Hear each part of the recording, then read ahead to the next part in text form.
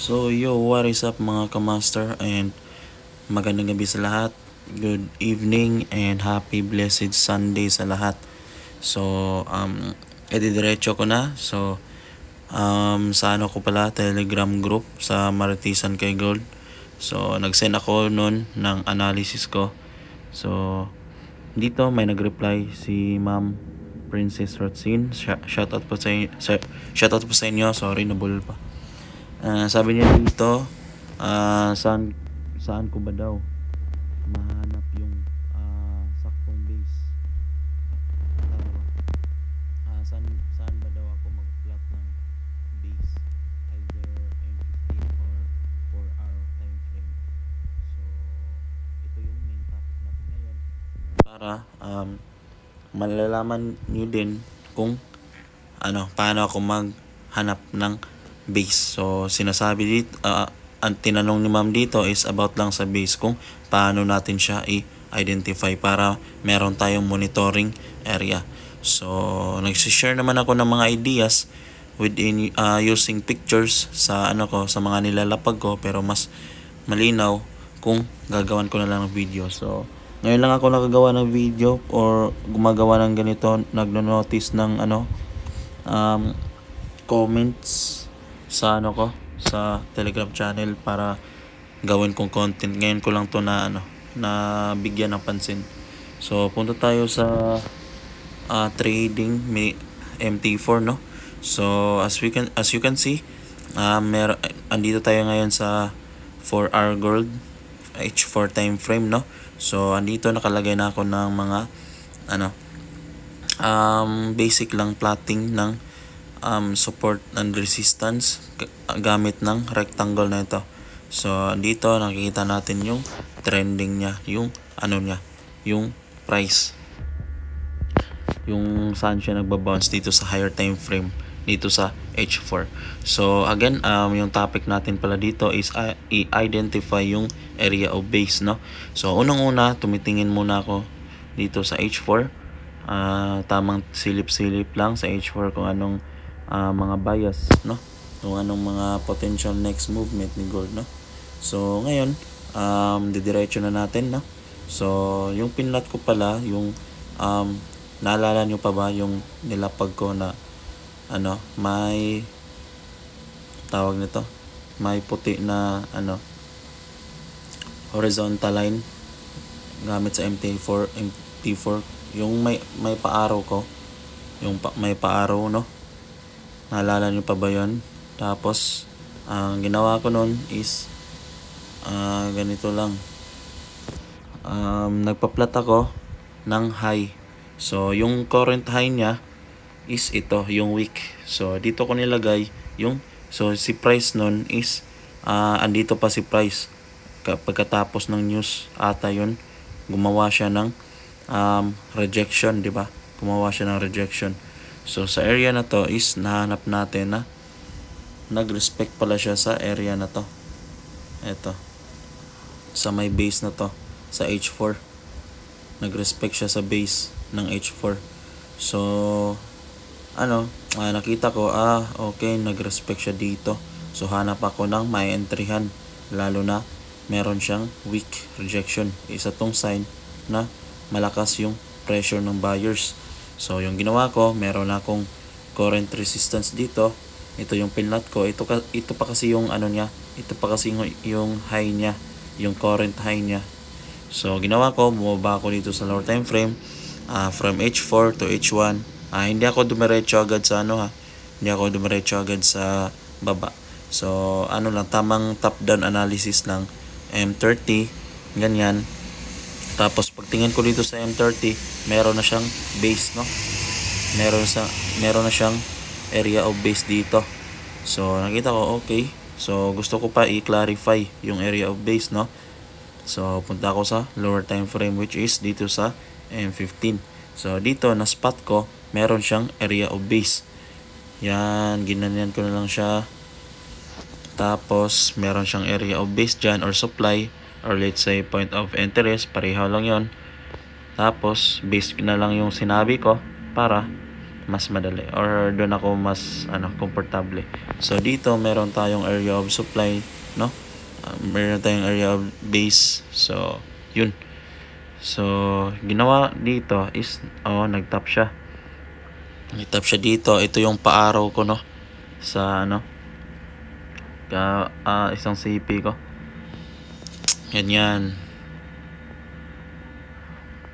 Tapos nakita ko, okay.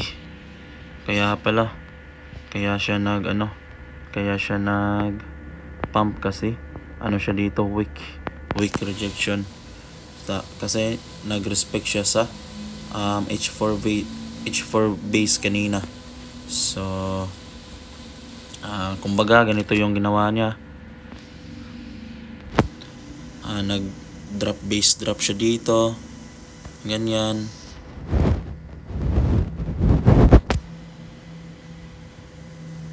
Ganyan. Tapos boom. Tapos ginawa niya, nag-create siya ng bagong high. Boom. Lipad. Tapos pullback, lipad. Pullback, lipad. So yung ginawa niya sa area na to is siya. Itong high na to, itong area na high na to is tawag na to, binasag niya sa panibagong low. High dito. Itong area na to. Yan. So yun, gumawa siya dito ng resistance becomes support. Yan, gumawa siya ng resistance becomes support. So yun, tuluyan yung paglipad niya. So ito yung setups ko na nakita ko after ng pag-respect niya sa H4 demand or base. So yung ginawa niya after niya dito, di baling late, at least may bias tayo, di baling hindi tayo naka-entry sa area ng weak rejection na ito, at least meron tayong potential na possible mapipredict natin na anong next niya. So yun, so yung pala natin, main topic natin dito is about base, no? So again, dito ako sa H4 kanina. So dito ako sa H4, tapos pinlat ko dito yung area of high na to, itong week na to. Tapos bumaba ako sa mga lower time frame until na dito ko na spot sa M15. So dito sa M15 nakita ko again yung area of supply. So as we can see, kita natin meron siyang area of supply or base. So ang ginawa ni price is nag-respect siya, hindi niya binasag tong high na to, itong horizontal line na to, dalawang horizontal line natin, hindi niya binasag. Ginawa niya is nag-respect siya, then boom, bagsak, di ba? So yun.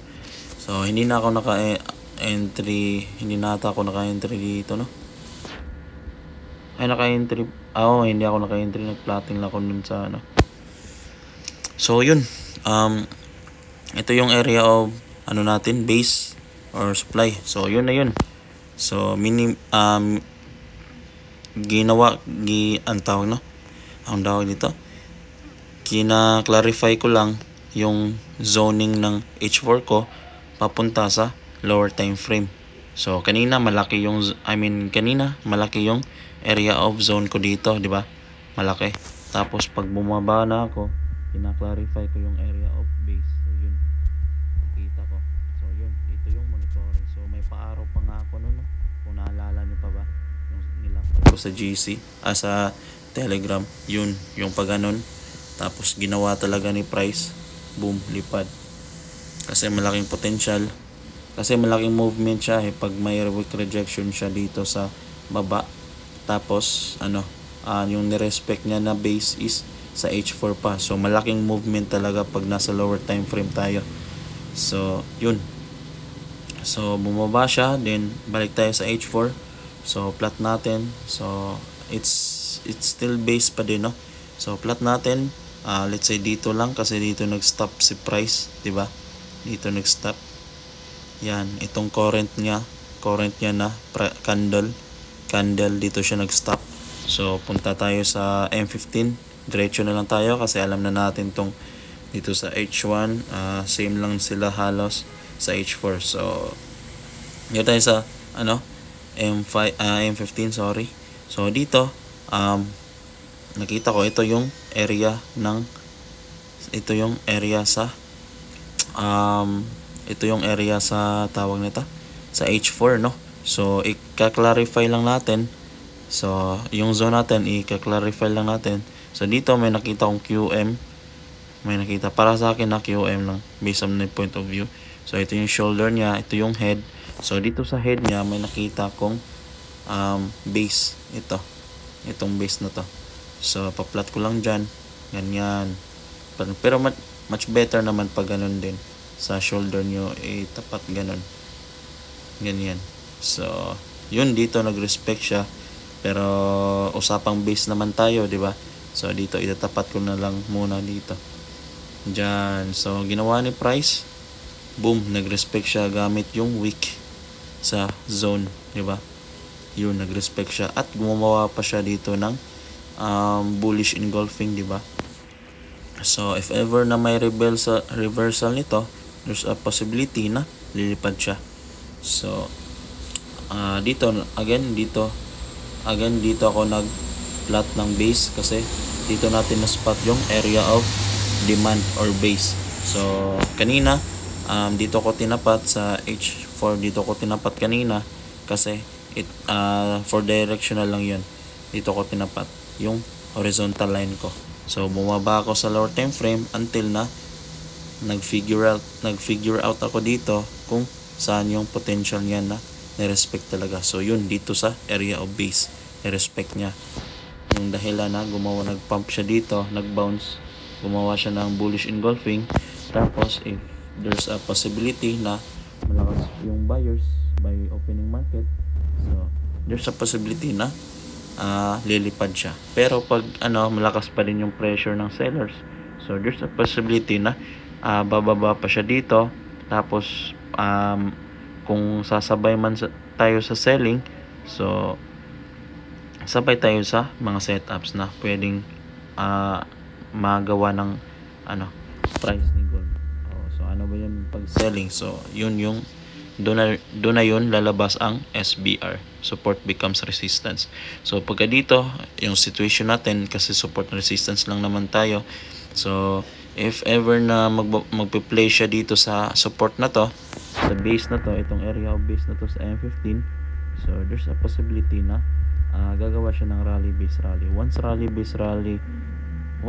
base rally happen, it could be say as buying situation.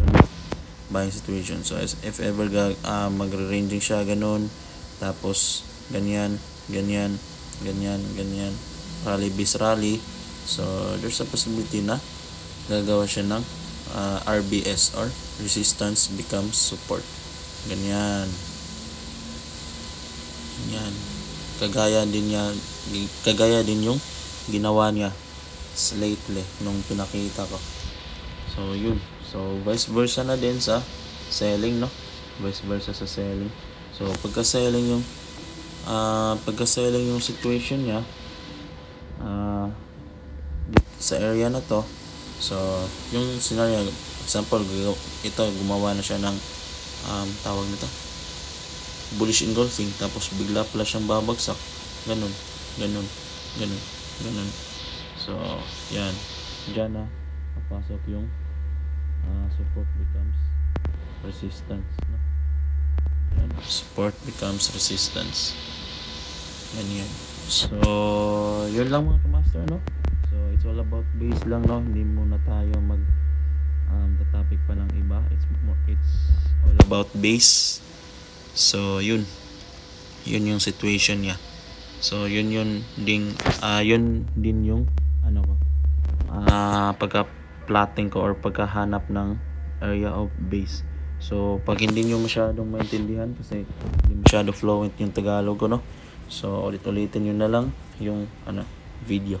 So don't forget to subscribe pala mga kamaster, and stay tuned sa Telegram channel ko. By the way, hindi pala ako nagpo-provide ng mga VIPs, hindi ako nagpo-provide ng mentoring. Dati last year may nagpaturo sa akin kasi willing talaga nila magpaturo, nagpi-PM, tapos yun hindi ko yan pinopromote yung yung mentoring ko. Tapos Wala akong ibang tawag nito. Wala akong ibang Facebook page, kundi ito lang yung Ipoy na may 11k followers. So, yun. Ano pa ba? Hindi pala ako nagpo-provide ng mga VIPs at mga or signals. Tsaka mga courses, wala ako niyan. So, parang yun lang mga kamaster, and happy blessed Sunday pala sa lahat. Stay tuned lang, and God bless. More peeps to come and more knowledge to come. God bless all. Ipoy here. Out.